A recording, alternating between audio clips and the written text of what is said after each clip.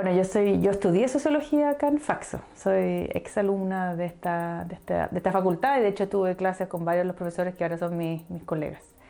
Y luego, después de hacer el doctorado y el postdoctorado, y un periplo un poco largo, la verdad, porque no llegué directo después del postdoc acá, me incorporé acá al departamento el año 2019. Tengo una participación muy activa en el COES, en el Centro de Estudio, Conflicto y Cohesión Social. Soy parte de la línea sociopolítica que trabaja temas de movimientos sociales, de legitimidad de la democracia, que se mueve ahí entre la ciencia política y la sociología. Bueno, yo siempre me he interesado mucho en temas, o sea, en el cambio social, como en términos muy, muy genéricos, y eso se ha expresado de distintas maneras.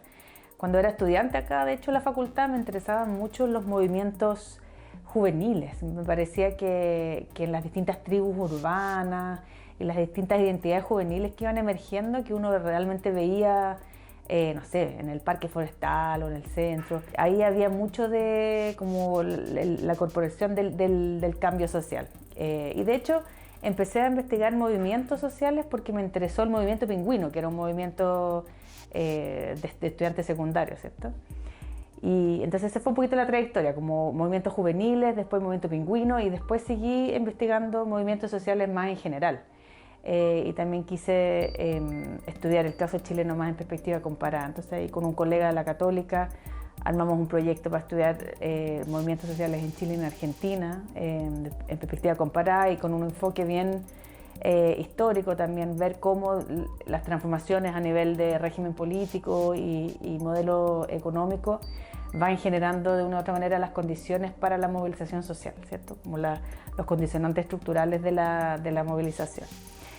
Y ahí he ido desarrollando mi agenda en torno a los movimientos sociales, pero en los últimos años me ha interesado sobre todo el tema de la institucionalización de los movimientos sociales. O sea, ¿qué pasa con los movimientos sociales cuando, por ejemplo, dirigentes de movimientos sociales deciden participar en la política, crear partidos políticos o ocupar distintas posiciones en el aparato estatal?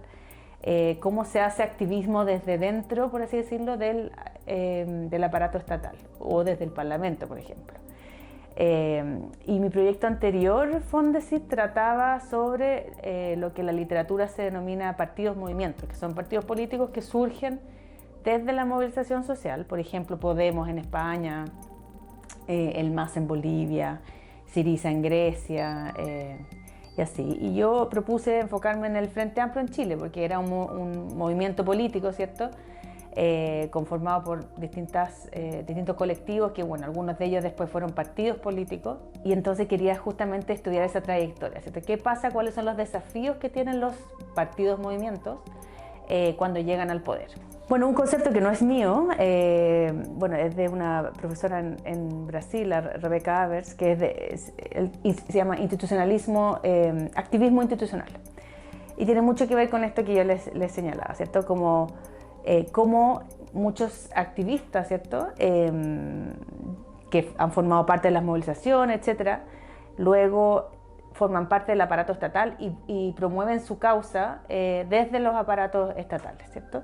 Y eso se ha visto mucho en Brasil, por ejemplo, donde, claro, el Partido de Trabajadores tuvo en el poder mucho tiempo y tenía en sus inicios, ¿cierto?, una fuerte raigambre en la sociedad civil, y muchos de sus líderes fueron parte del aparato estatal luego y promovieron sus causas desde ahí, ¿cierto? Entonces, yo creo que es un concepto bien útil para tratar de entender esto de las fronteras como borrosas. Y también un concepto que viene como de la realidad latinoamericana, ¿cierto? Donde efectivamente esas transiciones de los actores sociales y políticos forma de una u otra manera la política actual, ¿ya? Y sin ir más lejos, bueno, en Chile vemos eso, ¿cierto?, en el día a día actualmente.